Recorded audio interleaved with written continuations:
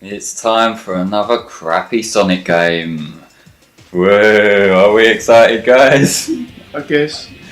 I hate this game. I know nothing about it. Yes. Yeah, so I'm Harry Flame, I'm Stephen. Hey guys, it's Joe. and this opening cutscene, I've got to say, it's actually quite good, especially for GameCube era. It's just a shame that the rest of the game doesn't sort of follow. You know what I mean? So, going into it. Yeah, graphically it looks very detailed. Like when those pillars are crashing down and everything. Yeah, I will say though, I don't like Hero's overall art style outside of the cutscenes, just because it feels very kind of bland and generic for Sonic, I think. That's the highlight when the cutscenes are the only good thing, like, aside from compared to like the gameplay and everything else. Yeah, David Cage is crying. But this makes this game look like really dramatic, but it's just sort of not. Slow, painful. Levels are like 10 minutes I bet each. it's just like you running into things all the time and getting stuck and shit. Well, it's not so much that, it's like, I don't know how to describe it really, other than like really drawn out and tedious. I just like the fact that they're posing like trying to act like they're Z-Fighters or something. But it's like, whenever people moan about the other characters in Sonic games, like, people just see that image and think, it's gone too far. I'm just imagining now the intro to Dragon Ball Z with Exactly. the characters Exactly. and then Sonic just turned Super Saiyan. Well, to be fair, that's basically what Super Sonic's design Yes. is. I just saw an explanation for the final battle of Sonic Adventure 2 the other day, and it was like it's about two anime hedgehogs going Super Saiyan while bursting the boils of a giant turtle thing with a space station stuck up his arse. And yes, I've gone to file 69 because I'm immature. Who thought that someone would play this game 99 times? I don't know, but I get to use file 69 and feel immature. And yay! So now I'm gonna say in advance, with this game, I'm only gonna cover Team Sonic and the final story, just because all the stories they cover the same levels, and I just thought it would be repetitive. Yeah, pretty much. But I suppose it's really bad when the best team to play as, if you're just playing casually for the fun of it, is Team Rose. Yeah. Because they've just got the shortest levels. Now, I will say it's really impressive how Eggman managed to get a video file to play on paper. Yeah, I know, so.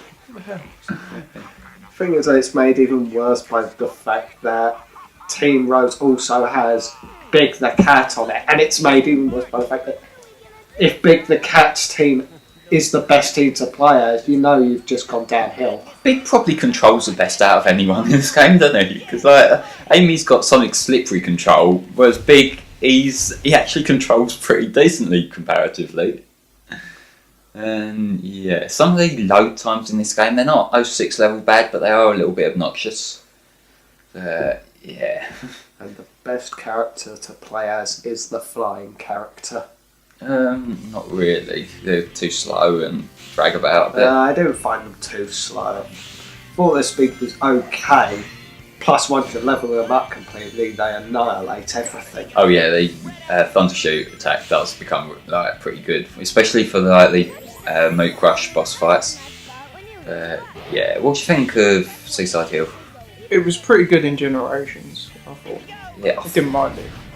my problem with Seaside Hill, it's not necessarily Seaside Hill in this game, it's the fact that it gets reused like shit. There's, in this game, it's in the All Stars Racing and Transformed. Yeah. And it's in one of these phone games, and it's in Gens. It's like, this level isn't that interesting to start with. And yes, look at all those Eggman's robots. Good grammar there, Tails.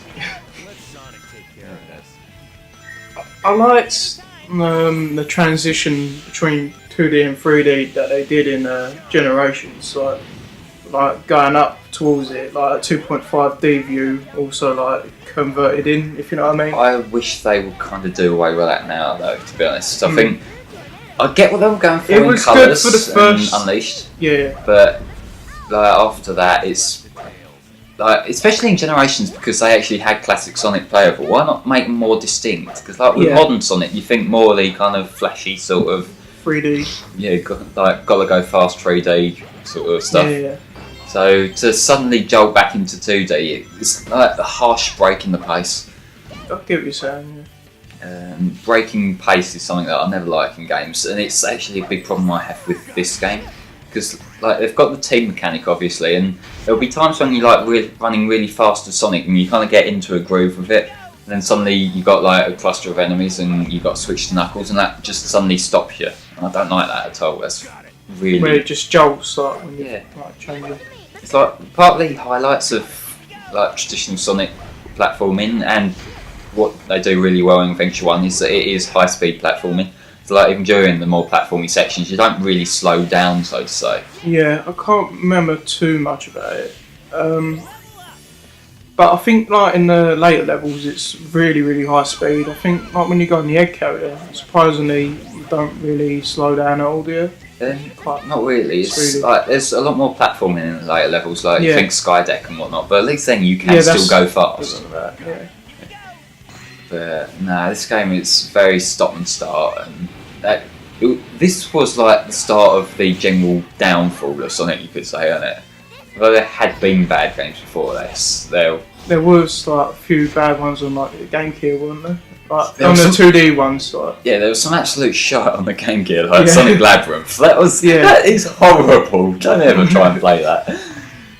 That I'm not even exaggerating. That is like a terrible concept, terrible execution. Would you say, yeah, this must be the start of like shit, like This- 3D Sonic games in a way? It was the start of the Dark Age of Sonic, which Yeah. they never really recovered from until Black Knight, I would say. Yeah. And I will say it's actually impressive that they still have fans after like nearly a decade's worth of shite. Yeah, that's something that people say a lot about how. Do you think though, if like because I know with Mario they rehash it a lot, but people still manage to actually like it, like the formula, what they're doing. But say if Mario suddenly just went shit, do you think it would hit it harder than like the Sonic fan base? Like the fan base would be like drop, like the fans would like, go off it. I'm not drastically sure to be more than honest, this. because there have been like I know a lot of people really don't like Sunshine, and it Yeah. still never really took a hit then. But like I think if we were to get like an 06 quality like game where like everything's broken, I'm not sure. It would probably get kind of a bad taste in people's mouth, but I don't think they'd like boycott Mario, because I think Yeah. Nintendo have got that kind of power behind them. It's sort of like Disney effect where they've got this kind of, you know, they're this wondrous sort of thing. So like even if they fuck up, people sort of let it slide. Yeah. I know as well as Sunshine, there's a lot of people who absolutely hate me Paper Mario Sticker Star, but I don't think they're gonna just be turned off from that. Yeah. There's something else. Plus, with Mario, there's a good chance that someone might pick it up and then like it. You know what I mean? Yeah. I think Mario's a sort of concept because they keep on rehashing it. It's like it's got that inbuilt familiarity. If it's not broke, don't fix it. That's what I think. That's what they're trying to do. Like, the format's going good already. Why change it? That's They what know what the fans want. Yeah, It's what they're going for, but Yeah. I think they kind of stick to it too much. Because like Yeah, I what understand I've that. been saying with Sonic for the last few years is that they've got this kind of mentality that you just take. They don't really learn from what works. Yeah. Like if nearly all of the new Sonic games, it's like they're just taking loads of random concepts and just throwing them at a wall to see what sticks. Yeah. And it's like sometimes they've got lucky. That's what the good games like, say, Colours and the adventure games and that. Yeah, they, yeah. They've got lucky, but they're not thinking actually this worked and carry it over. Yeah. It's like this game's such a Yeah, compared to like Mario's format of how they do things, it's been a radical change in how they've done it. I think because compare Unleashed to Secret Rings, complete different styles. Yeah. Although that I'm really glad they fucked over Secret Rings, but Yeah. it's you got to play on your strengths and add new things to said strengths, not start all over again. Yeah. And that's why it hit me so much with Lost World in particular, because Generations they got to a point where they'd almost perfected Sonic, Yeah. modern Sonic at least, and so to throw all that away and just go That back was to one after new standard. Generations, wasn't it? Lost World. Yeah. In terms of main series games, yeah. I Yeah. think Sonic 4 Episode 2 came out after that, but that was more That's of a more of a side thing, isn't yeah, it? and that was developed by Dimps rather than Sonic Team. Yeah. So that was Dimps making their own mistakes rather than Yeah. Sonic Team. Yeah.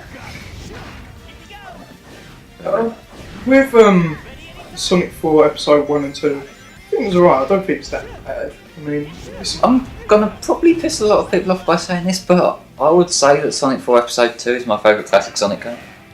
fair enough. Like, it's one of them things that I I'm know. more of a Sonic 2 fan myself, but Yeah, I think I really admire what the classic games do in terms of like momentum-based platforming, and I know they really did miss that with these Sonic 4 games. yeah, But at the same time, I like the homing attack. I like that sort it's of. more easier in a way.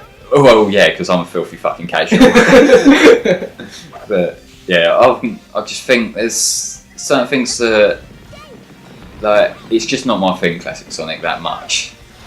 I can appreciate what they do. I can appreciate why people love them to pieces, Yeah. but it's like because Sonic 1, I think it kind of bores me a bit because like I can understand you a little bit.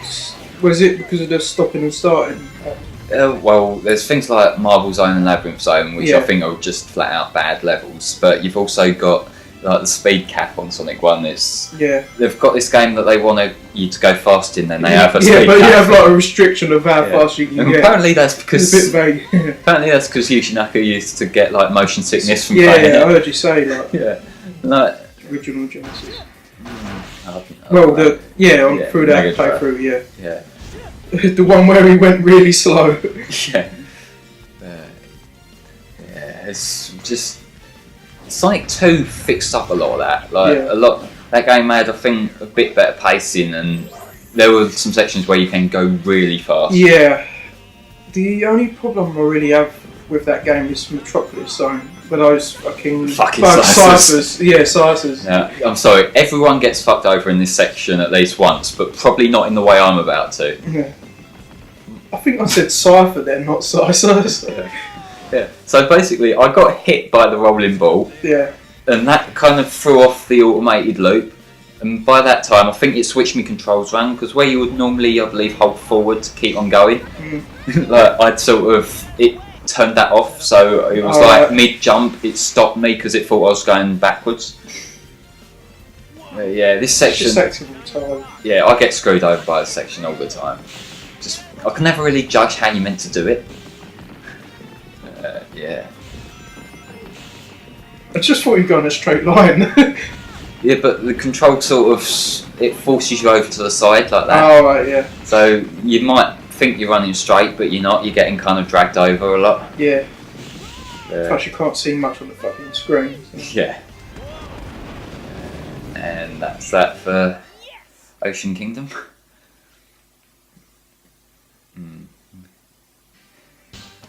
Sonic's pose doesn't look very dynamic. It looks like he's got problems with his leg. It looks really uncomfortable. It looks like he's struggling to hold up his own weight. Whereas Tails is just like giving the thumbs up in the background. Sonic's in the corner just going, help me, I'm in so much pain. Yeah. Like, Tails, can you sort of hold my body up for me? So now we're going to the first boss of the game, which is absolutely pathetic. So what are your thoughts on this boss? How do you normally approach this when you fight it? Usually thunder shoot. Really, there's a much easier way of doing it, which... Undershoot, isn't that Tails special? I believe? Yeah, that's when Tails like picks up the other two and like just flings them. Yeah. But this boss, I normally approach it with Knuckles whenever he stops in the midsection because he goes down quite easily then. In terms of design, it's an interesting looking robot. I like the whole Hulk motif, but Yeah. it's just a shame it's such a pathetically ridiculous boss. Well, it's the first boss, I mean. Yeah, I suppose it's a step up above like the thing from Sonic 2, but where he just sort of rams you with a spike a bit. Oh. I think it'll be in a minute when I realise I can actually just punch him, just to take it down a lot quicker, but I was derping a bit here.